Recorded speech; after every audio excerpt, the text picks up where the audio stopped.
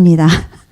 제가 키가 큰 관계로 이 단이 상당히 높군요. 먼저 기도 잠깐 하시겠습니다. 하나님, 이곳까지 인도하심에 감사드립니다. 오늘 이 자리에 저희와 함께 하시며 나눔 속에 오직 하나님의 영광만이 드러나게 하옵소서. 예수님의 이름으로 기도합니다. 아멘. 네. 샬롬. 네. 제가 오기 전에 노진준 목사님께 저 주님의 교회 가는데요 그랬더니 목사님께서 하실 말씀이 주님의 교회 좋으신 분들이 계시는 곳이에요 이렇게 얘기하셨거든요. 근데 제가 여기서 지금 여러분들 표정을 보니까 그 말씀의 뜻을 알 것 같습니다. 어제 공항에서 오는데 캘리포니아에서 볼 수 없는 광경들을 봤어요. 초록색들이 쫙 있고 뭐 비까지 오고 그래서 제 마음속에 촉촉해지면서 그리고 너무나 공기도 좋고 그리고 기분이 너무 좋았습니다. 역시 하나님의 세계는 아름답다라는 것을 느꼈습니다. 이대면 목사님께서 저더러 간증을 하라고 그러셔서요.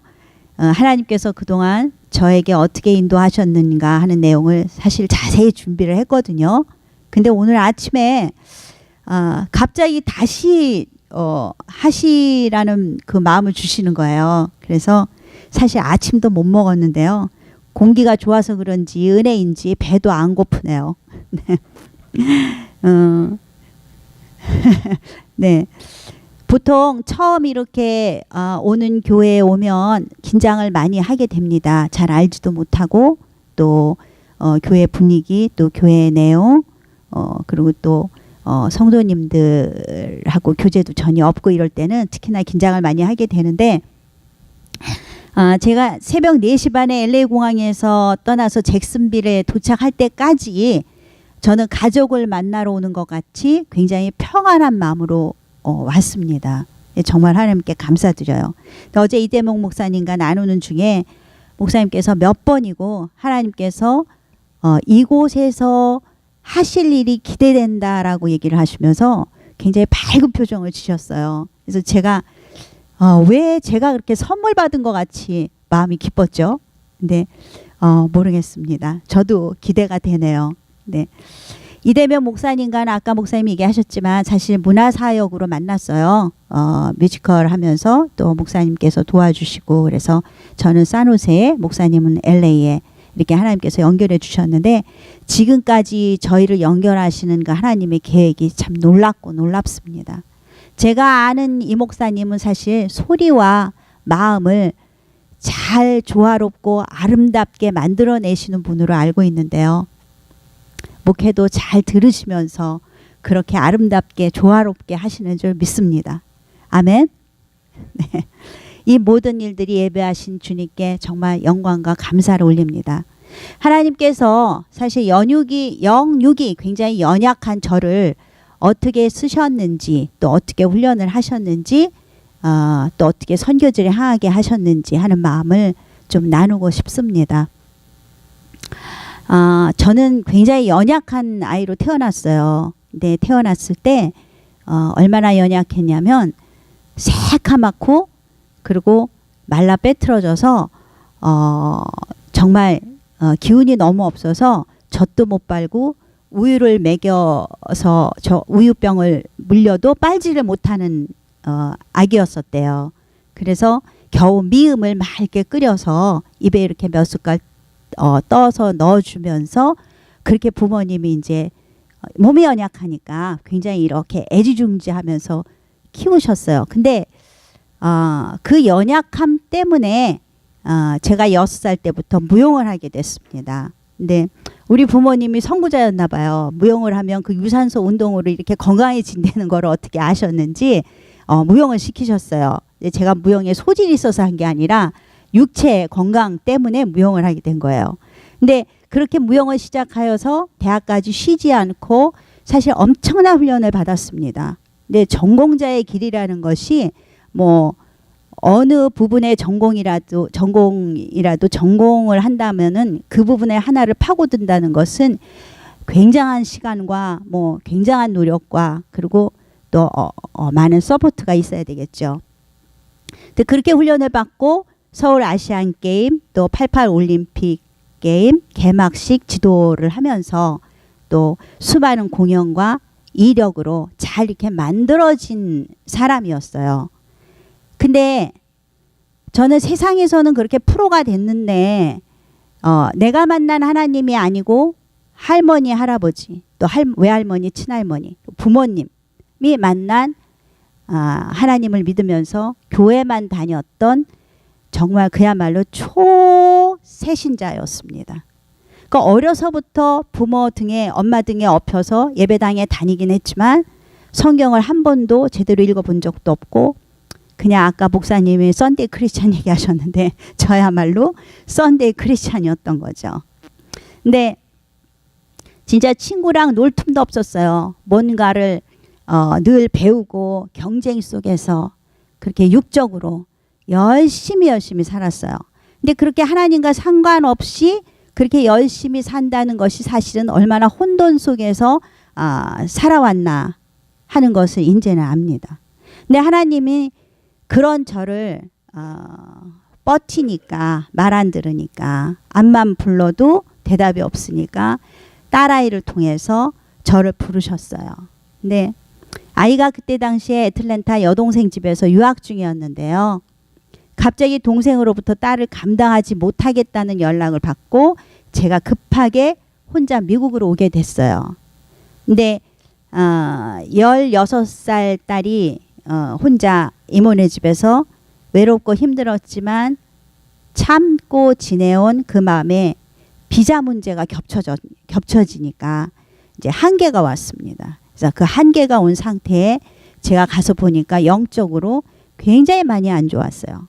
제가 그 초세신자인 제가 영적으로 딸이 안 좋다는 것을 어떻게 느꼈겠습니까? 근데 자식을 보니까 알게 하시더라고요. 얼마나 두려웠겠습니까?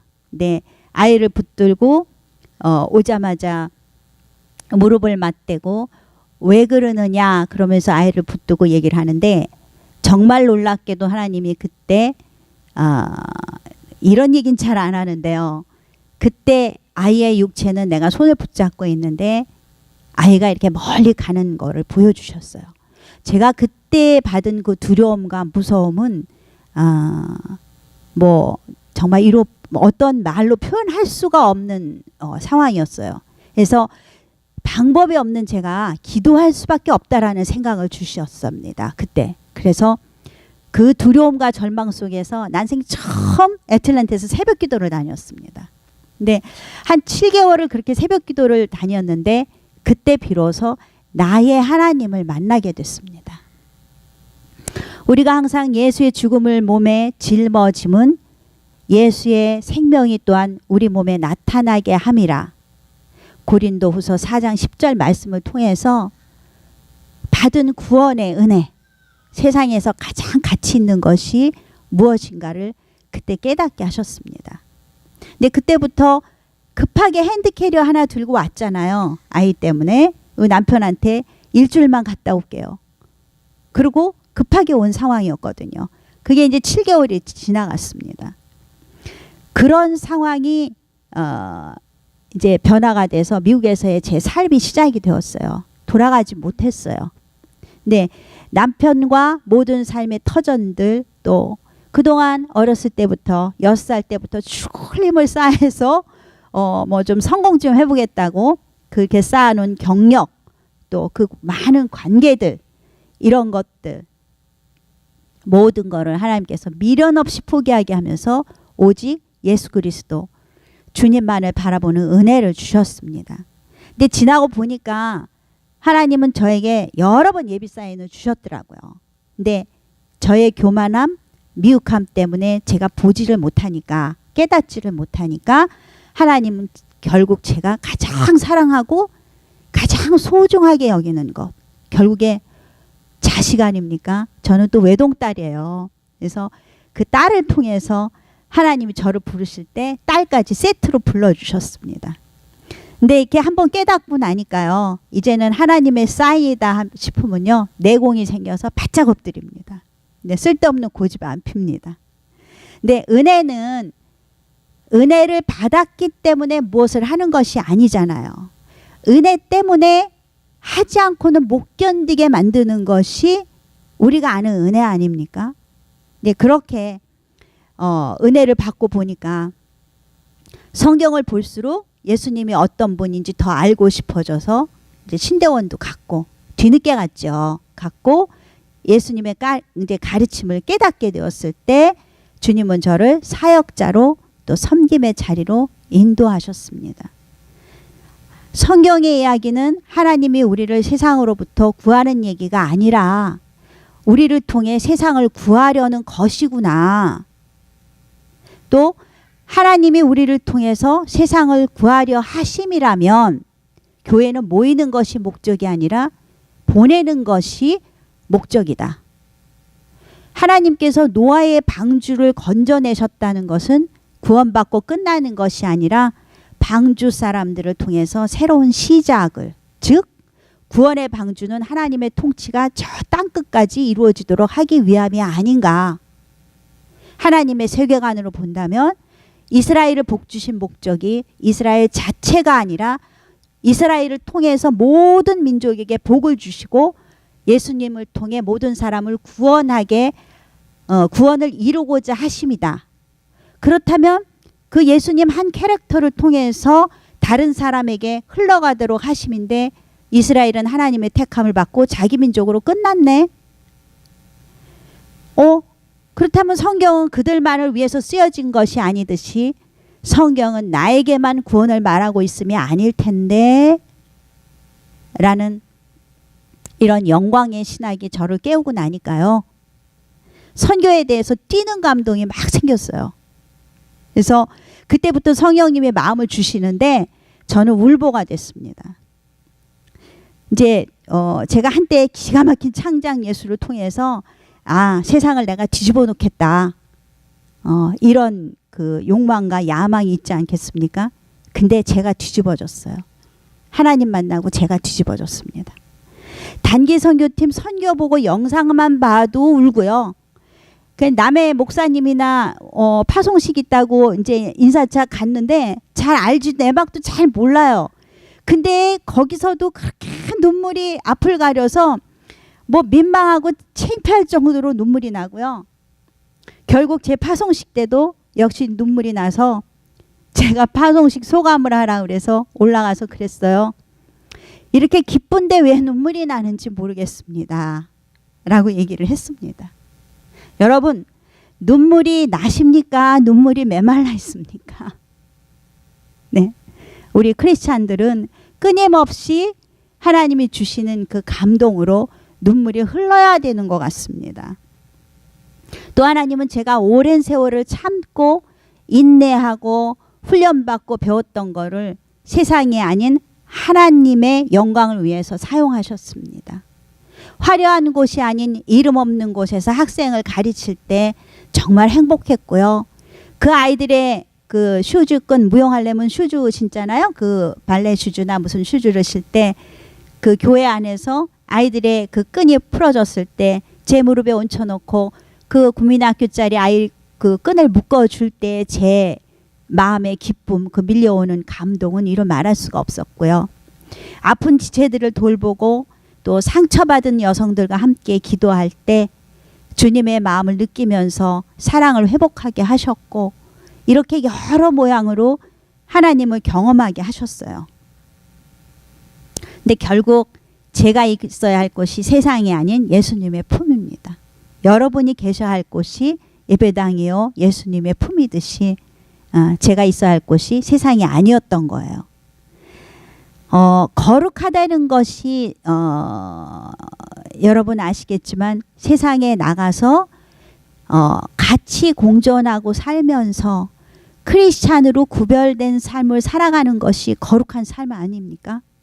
세상에 나가서 살 때 내가 실력이 없고 내가 정말 아무것도 하지 않고 오로지 기도만 해야 거룩한 삶이 아니지 않습니까? 여기 지금 청년이 앉아 있는데요. 열심히 하십시오. 열심히 해서 세상에도 승리하고 그래서 더더욱 실력을 갖춰서 세상에서 거룩한 크리스찬으로서 성공하면서 크리스찬의 거룩한 모습을 보여주십시오. 네팔의 선교사님으로부터 사실 인도 국경에 네팔은 이렇게 길게 생겼어요. 그래서 잠깐 소개하면 이 세상에 지구상에 있는 가장 인간이 측정한 가장 높은 봉우리, 봉자라 그러죠. 봉우리 10개 중에 8개가 네팔 산맥에 걸려 있어요. 네팔 나라에 속해 있어요. 그러니 여러분이 잘 상식적으로 아시는 에베레스트, 히말라야 많이 아시죠? 그러니까 히말라야는 네팔 말로 산이라는 뜻이에요.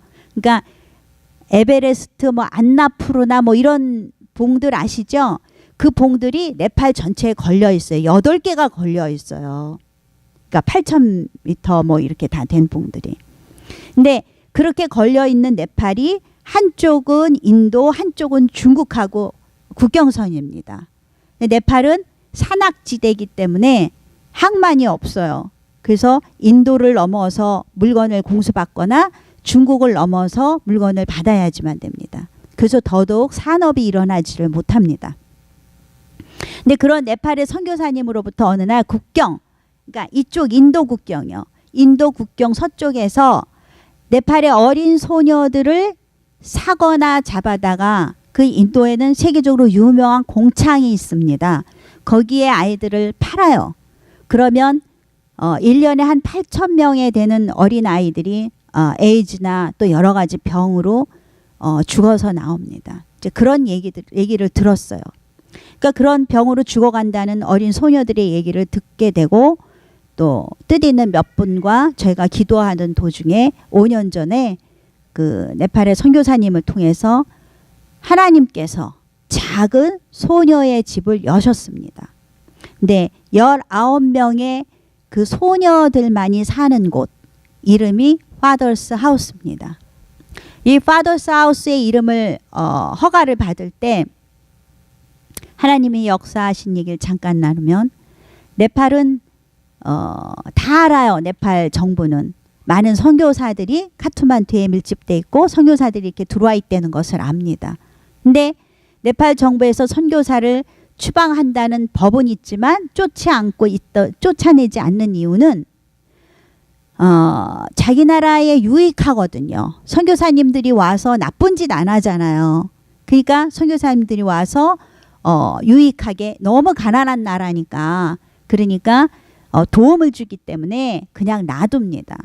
근데 파더스 하우스란 이름을 들고 네팔의 선교사님이 들어가서 허가를 주십시오. 그러니까 정부에서 그 담당자가 하는 얘기가 그 이름은 절대 안 됩니다.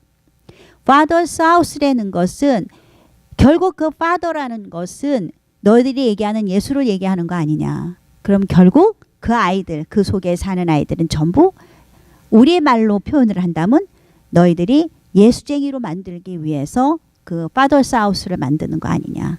그러니까 파더스 하우스란 이름은 안 된다. 다른 이름으로 써라. 근데 하나님께서 네팔 청년 누구를 통해서 그 파더스 하우스 이름을 받아내게 하십니다. 그래서 인가가 났고 지금 당당히 파더스 하우스라는 이름으로 딱 서 있어요. 그 고아원이. 근데 그 19명의 소녀들이 사실 몸과 마음이 엄청 우리는 제가 이 자리에서 표현을 하지 않겠습니다. 근데 그 개인적인 프라이버시도 있고 또 여자 소녀들이기 때문에 또 선교사님이 원치를 않아요. 그래서 그 무너진 아이들이 만났을 때 처음에 고아원에 오면 일주일을 아이들이 정말 미친 듯이 먹습니다. 먹고 화장실 가고 먹고 화장실 가고 미친 듯이 먹어요. 두 가지로 제가 파악을 해봤어요. 하나는 애정 결핍 때문에 먹기도 하겠다. 그러나 현실적으로는 오늘 먹지 않으면 이 음식을 내가 먹을 수가 없다라는 생각 때문에 그날 먹을 수 있는 양껏 뱃속에 집어넣습니다. 그래서 한 일주일 정도 계속 먹고 나면 아이들의 양이 줄어요. 그 이유는 내가 이렇게 오늘 안 먹어도 내일 또 밥을 주는구나. 이제 그게 적응이 되는 거예요. 먹을 것이 있구나 라고 알게 되는 거예요. 그러니까 한 일주일 열흘 지나면 애들 먹는 양이 줍니다. 제가 갔을 때 새로 어떤 아이가 왔어요. 이제 네팔에 지진이 왔잖아요. 지진이 오고 쓰나미, IT 쓰나미 기억하시죠? IT 쓰나미의 16배 넘는 강도의 지진이 네팔에 왔어요. 그래서 많은 불상이 무너지고 하나님께서 많은 크리스찬들이 모여있는 크리스찬을 흩으셨어요. 그래서 크리스찬이 많이 흩어져서 지금 복음을 전하고 있는데 구석구석. 하나님이 이렇게 역사하심이죠. 근데 그때 지진이 왔을 때 한 아이가 저희 이제 고아원에 오게 됐습니다. 근데 이 아이가 사실 처음에 왔을 때 제가 갔을 때 우연히 보게 됐어요. 제가 그날 밤에 그 아이를 보고 집에 와서 그 호텔에 와서 잠을 못 잤어요. 제가 밤새 배가 아프지 않을까? 제가 괜찮을까?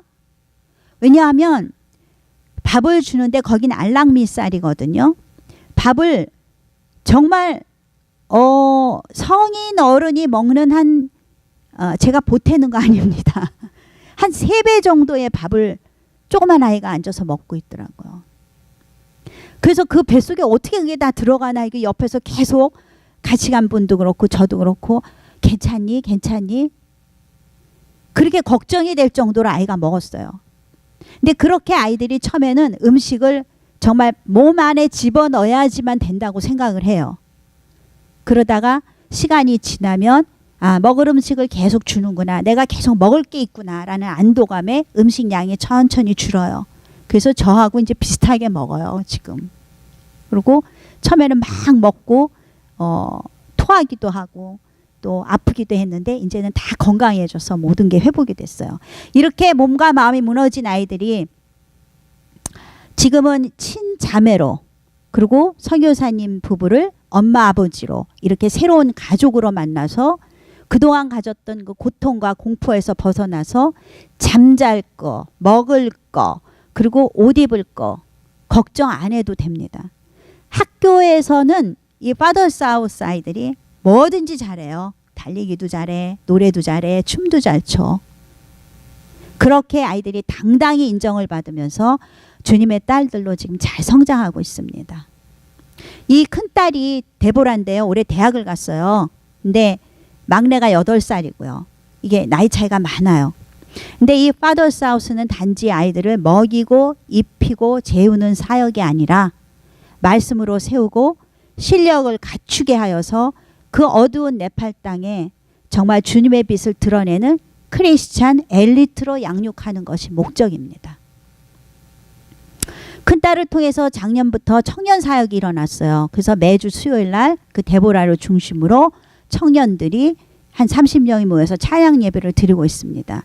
세계에서 유일하게 힌두교 국가 이 네팔에서는 가능하지 않은 일들이 사실 실제 일어나고 있는 겁니다.